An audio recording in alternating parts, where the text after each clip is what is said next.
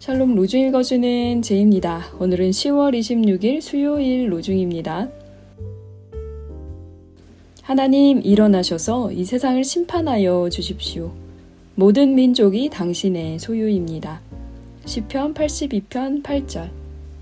하나님께서 아들을 세상에 보내신 것은 세상을 심판하시려는 것이 아니라 아들을 통하여 세상을 구원하시려는 것이다.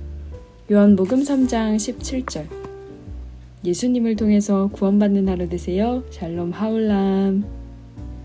우리가 성경을 읽을 때 염두하면 참 좋은 것 중에 하나가요, 성경을 쓴 사람이 어떤 의도를 가지고 썼느냐, 이것도 중요하지만 처음 그 성경을 읽은 사람들이 어떤 감정이었고 그 성경 말씀을 어떻게 받아들였겠느냐를 염두하면서 읽어보는 것도 참 의미가 있습니다. 예를 들어서 창세기에 보면 노아 홍수 이야기가 나오는데요, 하나님이 이 세상 전체를 물로 심판했다는 내용이에요.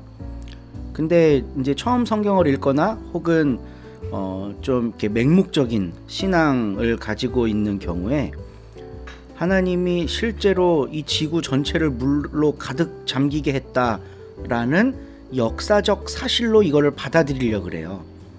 그러면 쓴 사람의 의도나 읽은 사람의 의도가 거기에 생략됩니다. 그냥 성경은 어떤 하나의 하늘에서 뚝 떨어진 진리 같은 거고, 아니 성경에 비가 왔다면 온 거고 물이 가득 찼다면 찬 거지 뭘 그렇게 따지고 말이 많나, 이러면서 이제 그 본문을 그렇게만 보게 되는 거예요. 그러면 그 노아 홍수 이야기가 주는 풍성한 교훈과 가르침, 이런 것들을 놓치게 됩니다. 그냥 무비판적으로 역사적 사실로만 받아들일 때. 물론 하나님의 말씀을 그렇게 받아들이는 것도 하나의 성경 읽는 중요한 방법 중에 하나예요. 근데 그 본문을 처음 읽은 독자들이 어떤 생각을 했을지를 염두하면서 한번 읽어보는 거, 이 정말 중요한 성경 읽기 방법 중에 하나입니다. 하나님의 홍수 심판 이야기, 그리고 노아라고 하는 한 사람을 선택하셔서 구원해 나가신 그 이야기를 처음 읽은 독자는 어떤 생각을 했을까? 뭐 아주 단순하게만 보면 죄 지으면 멸망당하는구나, 이렇게 생각할 수 있겠죠. 그러면 그 이야기가 그 성경을 읽은 사람의 어떤 행동과 윤리의식을 고취시켜주는 그런 중요한 역할을 하게 됩니다. 오늘 우리가 읽은 성경 말씀도요, 그런 차원에서 좀 볼 필요가 있는데요. 하나님 일어나셔서 이 세상을 심판해 주십시오, 이렇게 청원을 하고 있어요. 그러면 정말 하나님이 이 세상을 막 멸망시키시고 다시 심판을 해야 되는 걸까? 노아 홍수 시대 때 그러셨던 것처럼 다시 이 세상을 물에 잠기게 하셔야 되는 건가? 오늘 시편 82편의 말씀은 아삽의 시라고 제목이 붙은 시편인데요, 이 내용이 되게 재밌어요. 하나님 말고 다른 신들이 존재합니다. 근데 이 신들이 인간 세상을 심판하는데, 이게 인간 세상인지 정확하게 나와 있지는 않지만 어쨌든 아마도 인간 세상에 파견된 신들인가 봐요. 그러니까 그 신들이 정의로운 재판을 하지 않는 거예요. 그래서 악인들이 잘 나가고 가난하고 힘든 사람들, 빈궁한 사람들, 고아와 가련한 사람들, 이런 사람들이 계속 이 세상에서 차별받는 겁니다. 그러니까 하나님이 이제 화가 나셔갖고, 야, 너희 신들이고 나의 아들들인데 어떻게 이렇게 재판을 했냐, 너넨 이제 그만둬라, 안 되겠다, 이렇게 그 신들을 몰아내시고 하나님이 직접 통치하시겠다는 말씀이에요. 그래서 읽은 말씀이요, 하나님 일어나셔서 이 세상을 심판해 주십시오, 모든 민족이 당신 소유입니다 라고 이제 시편 기자가 하나님께 청원을 하는 내용인 거죠. 그러니까 불의한 세상을 사는 사람들이 이 본문 말씀을 읽었을 때 어떤 감정을 느꼈을까? 속이 시원한 거죠.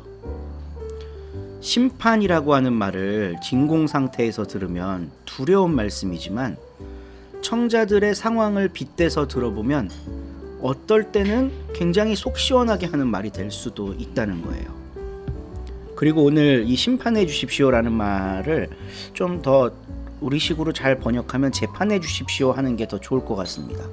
오늘날 우리들의 재판정은 정의로운가? 오늘날 우리들의 법은 정의롭게 구현되고 있는가? 그렇지 못한 세상이라면 오늘 우리도 하나님께 이 기도를 똑같이 드릴 수 있을 것 같습니다.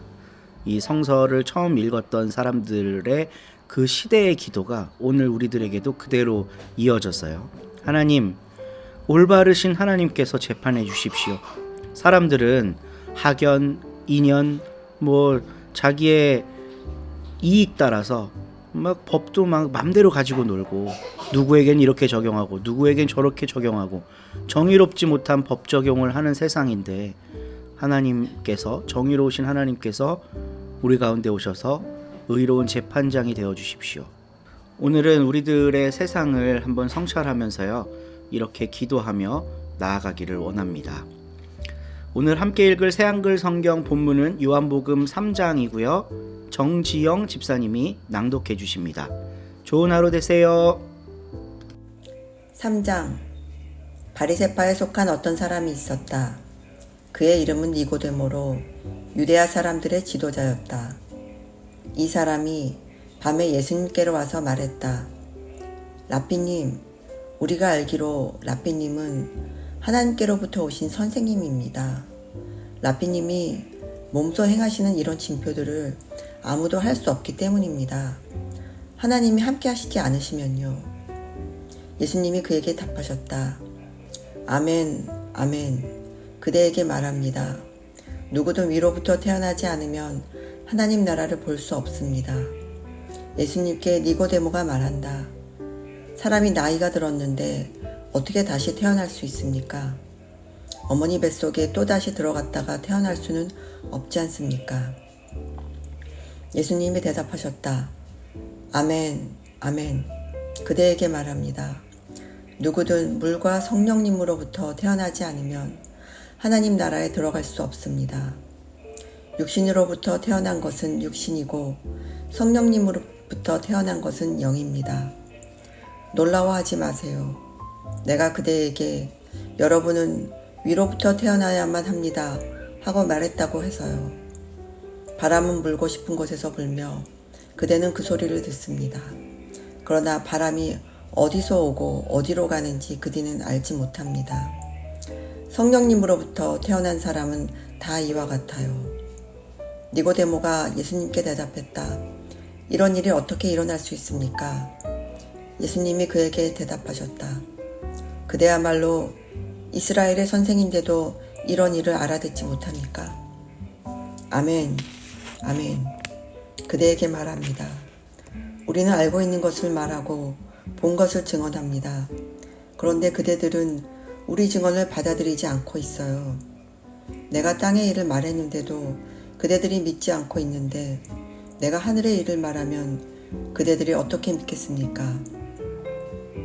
하늘에 올라가 본 사람은 아무도 없어요. 하늘에서 내려온 분 곧 인자 말고는요. 모세가 광야에서 뱀을 높이 든 것처럼 그렇게 인자가 높이 들려야만 합니다. 그것은 그를 믿는 사람마다 영원한 생명을 누릴 수 있게 하려는 겁니다. 하나님이 세상을 이처럼 사랑하셔서 하나뿐인 아들을 주셨습니다. 그를 믿는 사람마다 멸망하지 않고 영원한 생명을 누릴 수 있도록 해주셨습니다. 하나님이 그 아들을 세상에 보내신 것은 세상을 심판하려는 것이 아닙니다. 그 아들을 통해서 세상이 구원을 받게 하시려는 것입니다. 그들을 믿는 사람은 심판받지 않습니다. 그러나 믿지 않는 사람은 이미 심판을 받았습니다. 하나님의 하나뿐인 아들의 이름을 믿지 않았기 때문입니다. 심판이란 이런 것입니다. 빛이 세상에 왔는데 사람들이 빛보다 어두움을 더 사랑했다는 것입니다. 그들이 한 일들이 악했기 때문이지요. 못된 짓을 하던 사람마다 빛을 미워하고 빛 가까이로 오지 않아요. 자기들이 한 일들이 들추어지지 않게 하려는 것이지요. 그러나 진리를 실행하는 사람은 빛 가까이로 옵니다. 자기가 한 일들이 하나님 안에서 한 것임이 드러나게 하려는 것이지요. 이 일이 있은 뒤에 예수님과 제자들이 유대아 땅으로 갔다. 예수님이 거기서 그들과 시간을 보내셨고 세례도 주고 계셨다. 요한도 살렘 가까이 에논에서 세례를 주고 있었다. 거기에 물이 많았기 때문이다. 사람들이 계속해서 나와 세례를 받았다.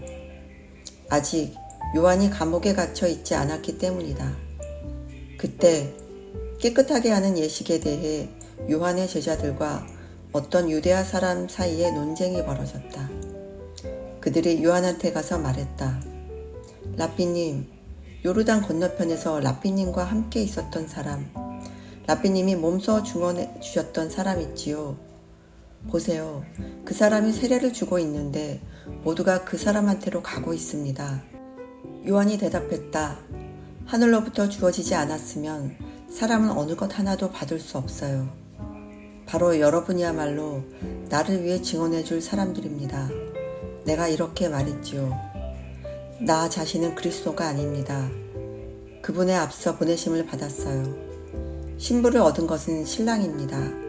하지만 신랑의 친구가 서 있다가 신랑이 오는 소리를 들으면 그 소리 때문에 기뻐합니다. 바로 그런 기쁨이 나에게 가득합니다.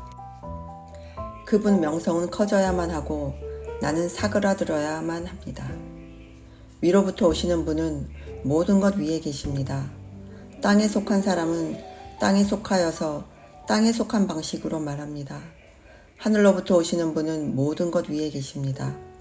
그분은 보고 들으신 것, 이것을 증언하십니다. 그런데 그분의 증언을 아무도 받아들이지 않습니다. 그분의 증언을 받아들인 사람은 하나님이 참되시다는 것을 인증한 것입니다. 하나님이 보내신 이가 하는 말은 하나님의 말씀이니까요. 재어보지 않고 하나님이 성령님을 부어주시기 때문입니다. 아버지는 아들을 사랑하시고 모든 것을 그의 손안에 주셨습니다. 아들을 믿는 사람에게는 영원한 생명이 있습니다. 그러나 아들을 믿지 않는 사람은 생명을 보지 못할 것입니다. 오히려 하나님의 노여움이 그 사람 위에 머뭅니다. 아멘.